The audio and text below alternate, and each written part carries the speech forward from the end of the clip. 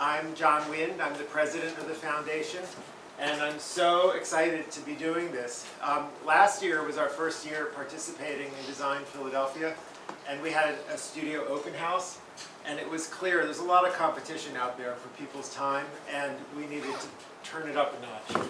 So this year I was speaking with the team at Design Philadelphia and expressed an interest in some kind of collaboration that would just make sense. Would make sense with Dina's art, with Dina's ethos as this fierce lady welder who was doing what was traditionally not considered such feminine work in the late 70s, 80s, 90s. And yet she just didn't think twice about it. To her, this was just what she did. It came very naturally. And I always am struck by how it's simultaneously masculine and feminine. It just breaks down those boundaries. And so you'll notice that we named tonight's panel Fierce Women in Art and Design. Well, now you know why, because fierce is like the halo of our organization. And what I thought would be interesting is to kind of explore, well, what is fierce? What does that mean, and how is it reflected in three very unique, strong, design and art-oriented professional women? So that's how this all came to be. And Design Philadelphia, Jermaine introduced me to Cimone and said, I think this would be a really good fit. And just based on that, we talked on Zoom, then you came over, then I came over, and it was very clear that on so many levels it really is a good fit. Both your work ethic, which is protean, the fact that you have the Gordon Glass background, the more commercial side, and then the art side. I mean, I relate to that so much, having my own jewelry business and then having my art. It was just really interesting, and it's been so much fun to work together to create this installation. We took it one step further and collaborated on a jewelry collection, which you'll see on the table in the back. Cimone said, no, I don't work that small. So sure enough, it's not small. By jewelry standards, it's not that small. By wall art standards, it's petite. So it came out great, and I thank you for taking the risk and discovering new techniques. I'm sporting one of the rings. They're unisex. They're fierce. So after our panel is over, and this should be, I imagine, about 45 minutes, please enjoy, look at the space, look at Cimone's art, enjoy our sculpture deck. Downstairs is my jewelry studio, and then in the back of the space there's another gallery with sculptures of mine from a project I did called The Women, which is portraits of women using objects from their lives. So Dina was all about found objects in the service of abstraction, and I got that found object gene clearly, but to me it's more narrative and storytelling and portraiture, again, with a twist and in my own way. But there's definitely a connection. And I could write a whole thesis about mirrors and reflection and portraiture, but we won't go there right now. So I want to introduce you to our panel as well, and then before we start the questions, we didn't really think through time for Cimone to just explain a little bit about what is this collection of art that you've created, and this is the first time Cimone's ever shown her art in a public venue. So that, I remember that moment in my own journey, and it's a big deal. Yeah. So I'm so proud and thrilled to be the outlet for this, because it's clearly you're going to go far. Thanks. Thank you. So in addition to Cimone, Katherine Lundberg is the founder of Briquette Studio, a Philadelphia-based design firm specializing in interiors, curation, and brand identity. Beginning her early career with anthropology, Katherine became a key creative for the brand for several years. Now, you are the design force behind destination hospitality projects like Kalea, Soraya, Pizzeria Badia, and Archway. And the connection is that you've done mirrors for some of these projects behind the bars mostly, is that right? So you've seen Cimone's work. Hope Velocette, after 15 years leading store design projects for Urban Outfitters, Hope founded Velocette Studio, a Philadelphia-based interior design company. Over the past 8 years, she's partnered with great clients to create some of Philly's favorite restaurant interiors, including Mission Taqueria, Oyster House, and Wilder, which is wild. Really wild. Cimone, Yes. do you want to talk for a few minutes and tell us how did this come about? Sure. So Argent was built from a dream. I wanted to create beautiful mirrors, mainly prettier mirrors than the commercially bought ones, but then it kind of took its own force.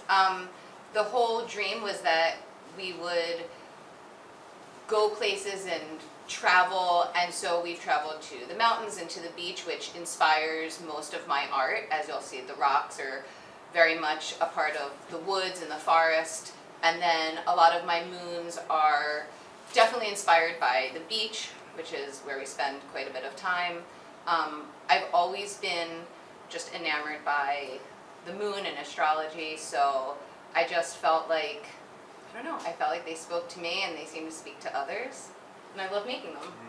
And what about the chemicals involved in the gas masks? And Yep, all of that. Those very fierce things. So I wear a gas mask for lots of hours a day. I usually don't paint my nails, but I did today. I get really dirty and gritty, and that's like something that I love to do. I like being dirty. And so this is perfect. I used to create really small, like not really small, like 1 foot, 2 foot, and then I've really pushed myself to create enormously large installations, and I don't know, I love doing it.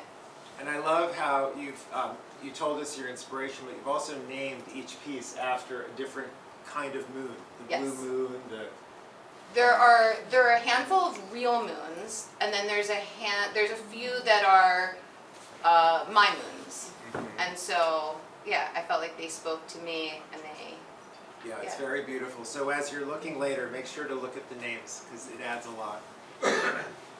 Okay, thank you. Our first question, I'm curious, I'm sure everyone's curious to hear about the collaborations that you two had with Cimone. And tell us about a challenge you faced that required some fierceness, and how did you address it? And then just part 2 is what makes a successful collaboration in general? Hope, would you start? Sure. So I met Cimone for the first time on the Wilder project, and it was actually toward the end when she was on site about to install the mirror tiles on the 3rd floor. But to continue with Cimone, I have to kind of rewind a few weeks, because a few weeks before I met her, I was on site with Danielle Glass, who was here a little earlier. And we had worked through quite a few reiterations of this glass tile and had settled on a small, really beautiful little recycled piece of tile. And then, like this always happens, you gotta go and get it done. We realized that tile really couldn't get as large as we needed the tile to be in this space, so we made a split-second decision to change from recycled to black glass. You can correct me if I'm using the wrong words. And add some texture and chemical processes that I won't speak to, and we would be able to get a similar tile in the larger kind of desired size. So we made that decision. Danielle was off to the races, and Cimone at the time was behind the scenes. I hadn't been here yet. Fast forward, we are on site. They're unpackaging all the tiles on the 3rd floor to install. And I feel like this was my first kind of moment of courage, because the tiles came out and they were lovely, but they had strayed a little bit from our original sample, and We've all been there. they were lovely, but I knew they weren't going to harmonize with if any of you have been there, there's a lot of finishes, and how those things harmonize was a really big part of the project. So here I am, we're at the end of the project, we have kind of end of project fatigue, we're tired. These women who I respected so much and are so creative, and I want to work with again. I don't want to damage a relationship. I have to tell, we have to keep pushing. We got to figure something out. This isn't going to work. And to make it a little more pressuresome, the client is standing right there. So these things they happen a lot. I mean, when you're dealing with a finish that is this customized and special, you go through this, it's normal. But when the client's there, it makes it a little more difficult to have the conversation within the collaboration. But I did it, and I think I might have sucked a little energy out of the room. I'm sorry. The client stepped away, and the three of us, Danielle, Cimone, and I, were kind of, this is my memory, and I think sometimes our memory rebuilds a little differently, but in my memory, we're standing in a triangle. It's Danielle and Cimone and I, and we all are down, kind of contemplating these tiles. But I look up and I see Cimone kind of switch from down to very brave and strong, and she says, we've got this. I see the tile, I know where we're going, I know what you want. We're going to take these tiles back to my shop and we're going to figure it out. And then I had to do the second brave thing, which I don't know this woman, but I see this transformation, and I see her stepping up in a way that I recognize as brave and fearless. And I have to trust her. So that was my next brave thing, because it's hard to trust people sometimes. So they packed up the tiles, they took them back to the shop. I stayed there for a couple hours, just kind of pacing. And then on my way home, I started getting text messages, and I opened my text to find this beautiful tile, like far beyond anything I could have imagined. It was like they scooped out a piece of the universe and like put it on this piece of glass. And I went from being fearful to being elated and excited, and I was just like, yes. So those are the tiles that are on the wall now, and as beautiful as they are, every time I see a picture of those tiles, the finish is wonderful, but to me it's a story of three women coming together and powering through, not quitting, because we could have quit, and coming up with something new and beautiful and Awesome. Yeah, So I agree. courage, fierceness and courage go hand in hand. yeah, and Yes. her courage was Oh, like, she thanks. was like that one, like we were all on the team, but she like took the football, and ran. And We positive needed it, attitude. yeah. Thanks. Catherine, how about you? So I met Cimone, I think it was like roughly this time last year, maybe a little earlier. And I have this like wonderful, easy, breezy first experience with Cimone, because she was actually subcontracted by Tim, who was this mill worker on the job Kalia.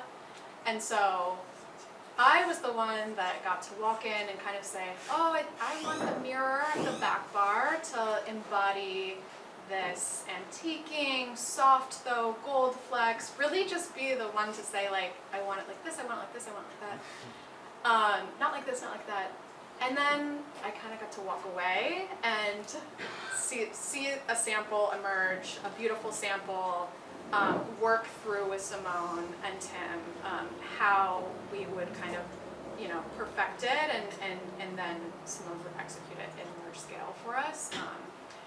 But I found out there's more to the story, and so I'm going to let Cimone tell more to the story. And I think that, there's things like what happened on Hope's project and what you'll hear about from the Kaleo project, where there's things that aren't perfect, but these are really microcosms of like the job at large. There's these kind of, communication, cross wires, or little blemishes and things along the way that can happen, but we should go into these projects knowing that like, accepting that there's going to be some mistakes or there's going to be some things. So I just wanted to preface that like Cimone's not making mistakes left and right. Like these are, like you said, like highly customized and tight tolerances or whatever it is to kind of make these a home run. So I'll let you share your experience at Kalia though, which by the way it turned out amazing.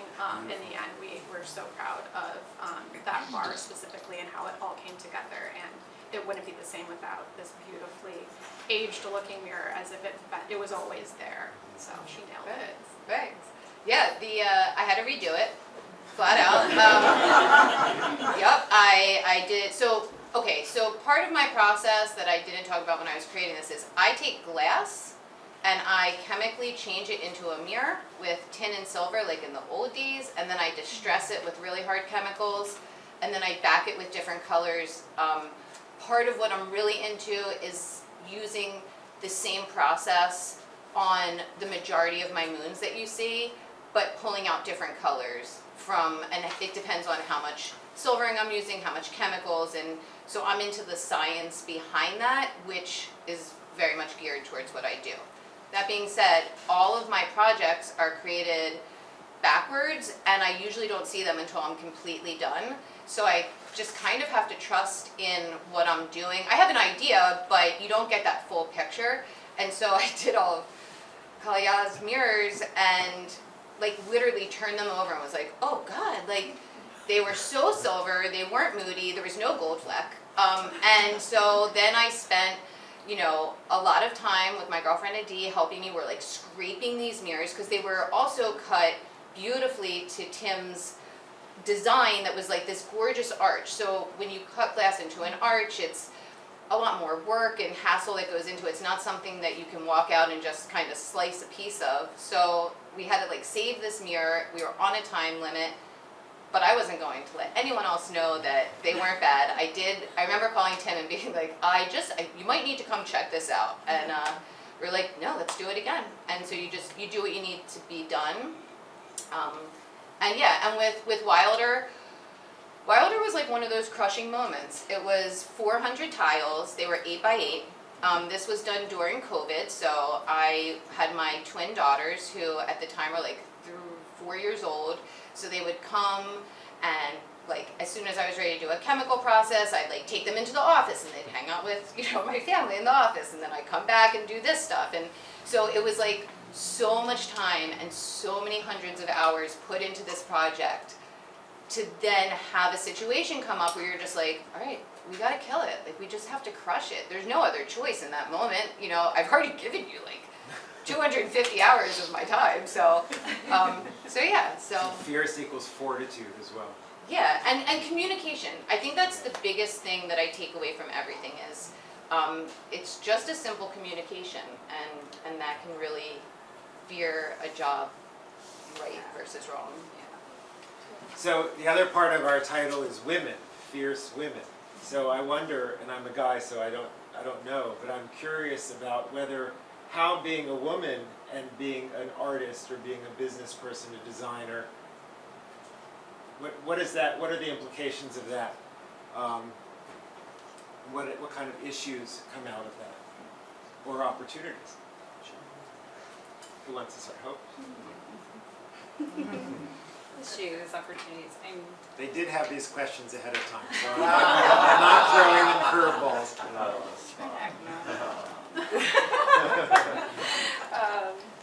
I guess issues or things that always come up in my career as a woman and a creative is that being undervalued sometimes, you know, especially when you're in the design industry and it's a very male-dominated field. And I love men, and I have lots of heroes that are men and wonderful, so it's not. But I think in that world, being undervalued, it rears its head in a lot of different ways, whether it's they won't let you have a seat at a table, even if it's a table you built, or had a big hand in building.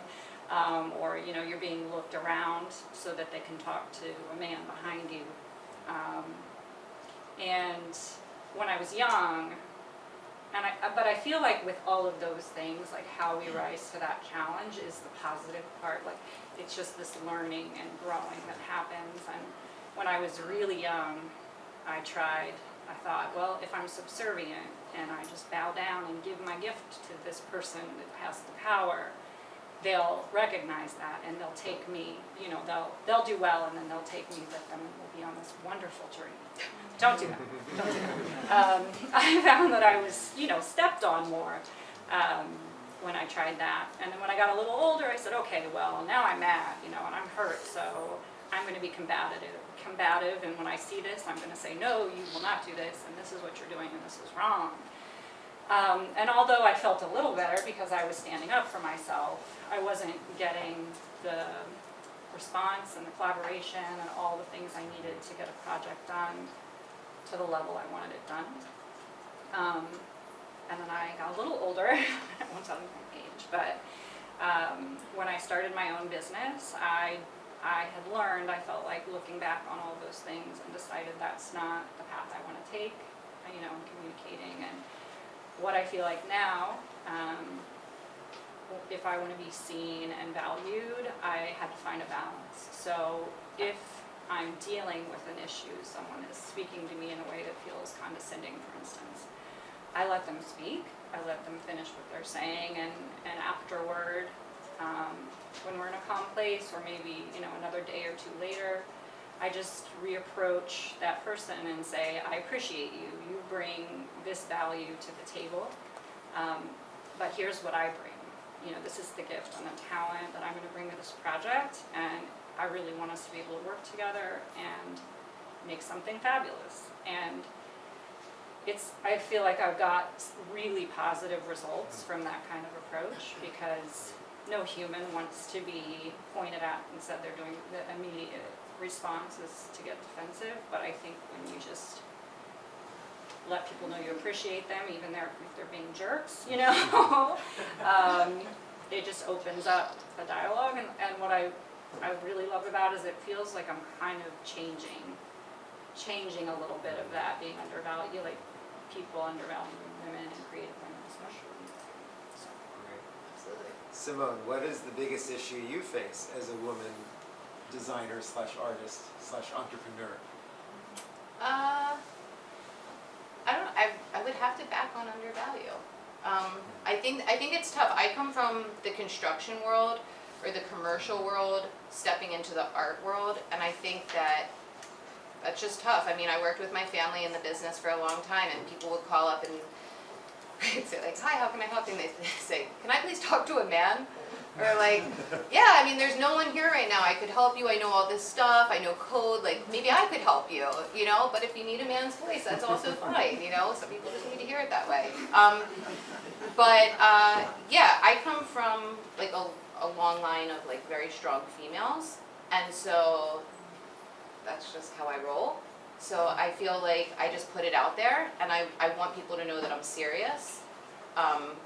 And I want to have fun, but I also want to be really serious. And I think the balance between all of that, having a family and trying to run a business and trying to make people happy and just trying to provide is difficult, but I think that when you stand up for yourself and you know your self-worth, it makes things tremendously easier. Great.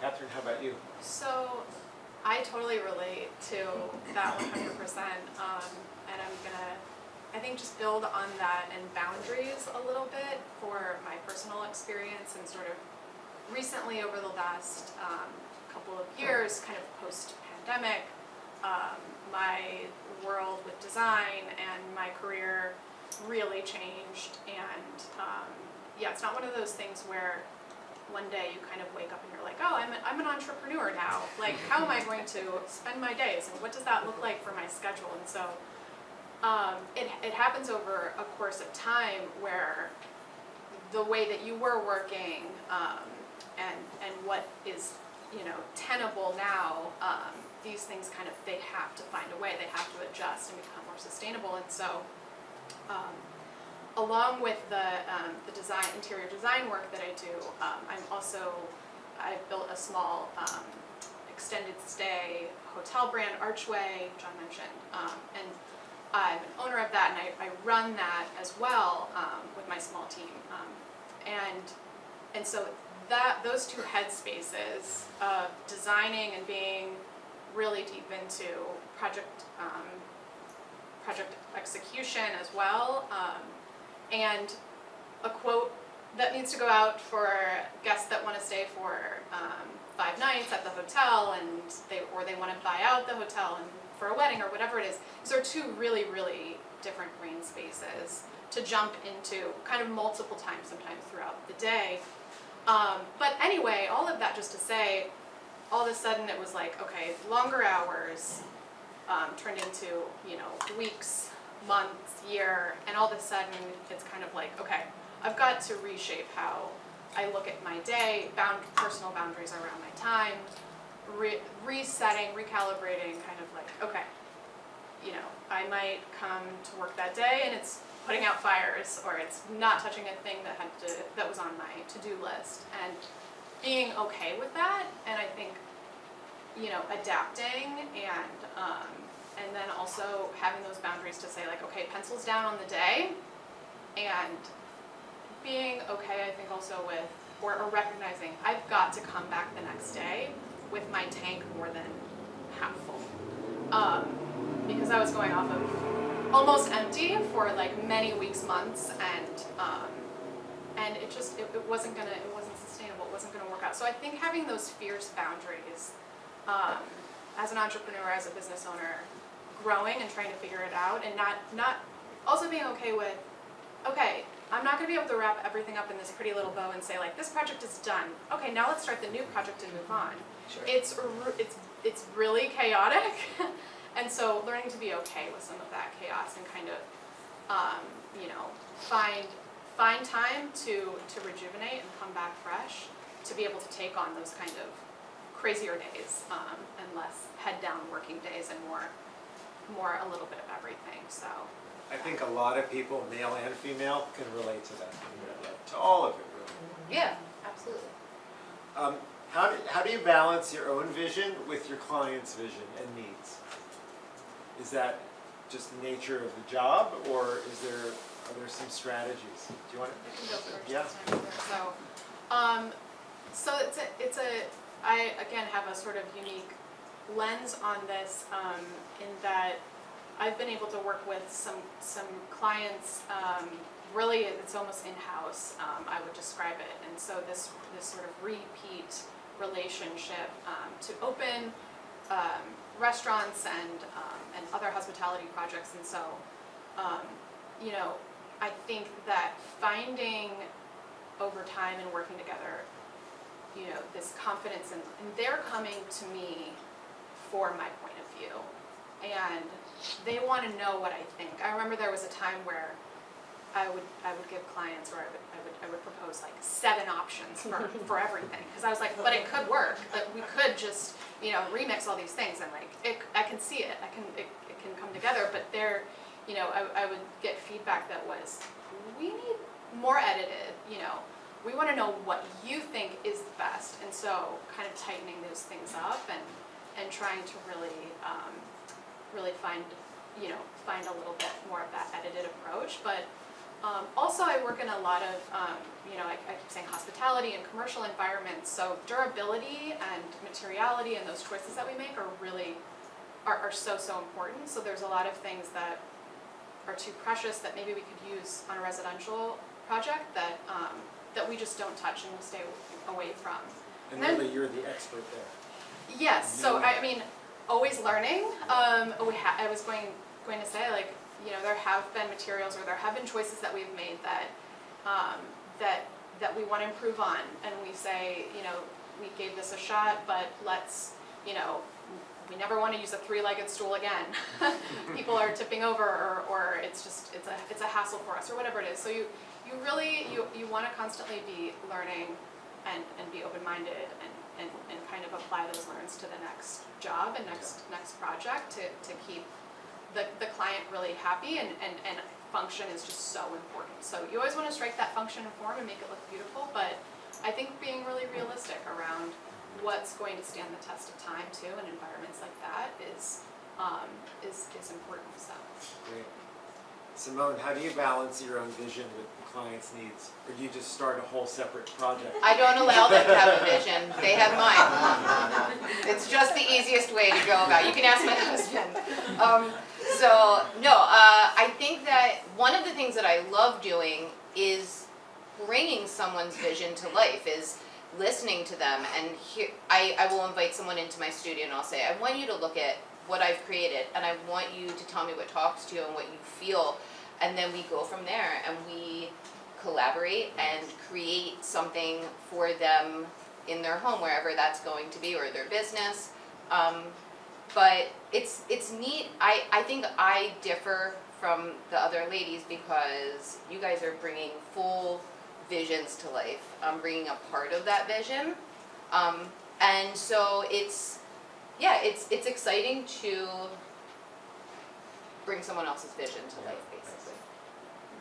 Hope any other insights for you? Yeah, for me, vision, I don't go in with the vision to a project. It's really, I guess I would call it more of a vision quest. I'm going in and I'm studying and learning about the client and the building that they're going to inhabit and the end user. And from the client, I really want to know functionally what they have to make their business work. But I also want to know, I don't want to know about material. I always tell my clients, I don't care. I don't care about material. I love materials, don't get me wrong, I'm an interior designer, but I don't care what tile we're going to use right now. I don't care what color scheme this is about. What I want to know is what's your connection to your business? What do you want to say with your business and communicate to the world and the end user? And we don't want to talk about finishes until we really kind of understand what the bigger value and beautiful kind of thing within your business and yourself is. And then I try to take that and connect it to the building, which I feel like buildings talk and that objects have energy, my personal. So I want to hear what the building is quietly saying to me and how that might partner with what the client's trying to do. And then I want to understand this end user who's not there yet, but we generally understand who our end users are going to be. And you know, a diner in Philadelphia doesn't behave and appreciate the same type of restaurant that a diner in California or the suburbs might. You know, so I want to be the kind of a force connecting all of those things, and through that process is when the vision is born. And sometimes it's born in the front end, which is fabulous when that happens. Like Mission Taqueria was there, and it was kind of like, okay, let's get this going. But sometimes, in the case of like Wilder, it actually happened later in the process. You know, I had to go through a lot. The world was going through a lot with COVID, so it came closer to the end. But I will say, I feel like we've nailed the vision if when we're all done, the client looks at the project and they see themselves reflected in it. And if I'm really lucky, they'll take a few steps back and they'll see all the creative people who helped them get there. So Nice. I have to say that this building, which is a 100-year-old stable from a firehouse, was a design project that I collaborated with Barbara Eberlein, who is sitting right here. And that's exactly the experience that I had. That when we were all done, I looked around and went, it's so me. And it's just such a perfect fit. So a happy client. I'm going to skip to our last question so we have a little time for Q&A. So think if you have any questions to ask. But in the meantime, my question to you is, one piece of advice that you would give your younger self or to others as the fierce women that you are. Catherine, yes? So I would say, I would repeat on this theme of, you know, don't believe the lie that you aren't bringing that value, or that the work that you're doing can be indispensable, or any of that, because it's something that I think that, yeah, we clearly all feel at different times, and so don't believe that lie. And then also something that I would tell myself just to reinforce, because this is something that I think I had in me out of college young, was just being a squeaky wheel and talking about what I wanted, and I think saying those things out loud in the different career environments that I was in along my path was manifesting it. I really believe that. So I think I would say maybe do more of that. And yeah, don't be afraid to speak up and say what you want, because sure, sometimes some things can, lottery can strike and your dream can fall in your lap or whatever it is, but I think that's rare, and I think saying things out loud and gets people thinking about you in that way, or thinking, oh, let's go to whoever for this opportunity or this this next venture. So yeah.